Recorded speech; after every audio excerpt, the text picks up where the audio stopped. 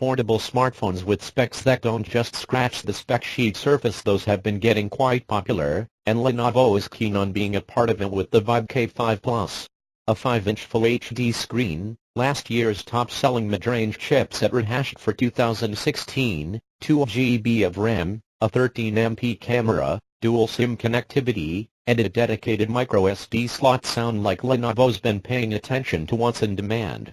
Certainly not going to shake up the Galaxy S7, but at around $130, it's a whole different piece of the pie the Vibe K5 Plus is after. First things first though, that name call for a little clarification.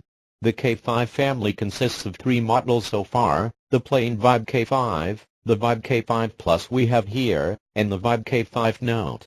While some makers use the Plus to identify a larger screen, here it denotes the Full HD resolution as opposed to the regular K5 720p, and a Snapdragon 616 instead of a Snapdragon 415. And that's the entire list of differences. It's the Vibe K5 Note that stands out, being the phablet of the bunch. A 5.5-inch Full HD screen, Helio P10 chipset and a fingerprint sensor, an 8MP selfie camera and a larger battery clearly put the Note a notch above its siblings. It's a whole different matter why Lenovo has the K4 Note and the K5 Note both at the same time with only marginal differences in specs. Back to the task at hand, the Lenovo Vibe K5 Plus. For $130 that's a very long list of features, and the disadvantages are far from deal breakers. Perhaps the Android version is the one that stands out. With budget phones rarely getting updates, Lollipop is likely what the Vibe K5 Plus will spend its entire life with. The limited availability is more like the reason for the Vibe K5 Plus existence, rather than an issue with the phone itself. After all, it was made to compete in emerging markets where price is a decider.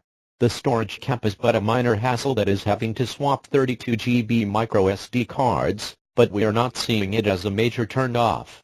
Now, all that remains to be done is to find out if the spec sheet makes up a good smartphone experience. Joins us on the next page for the hardware overview. Synthetic benchmarks. One of the most popular chipsets in last year's mid-range, you can easily call the Snapdragon 615 ubiquitous. We have about 70 devices powered by it in our database, and the Lenovo Vibe K5 Plus uses a slightly updated version of that SoC, which Qualcomm calls Snapdragon 616. The difference is so subtle that popular apps like CPU report it simply as Snapdragon 615. Anyway, here half of the 8-core X850 processor cores can reach up to 1.5 GHz, so slightly lower than Qualcomm's nominal 1.7 GHz, while the other 4 are capped lower, at 1.21 GHz.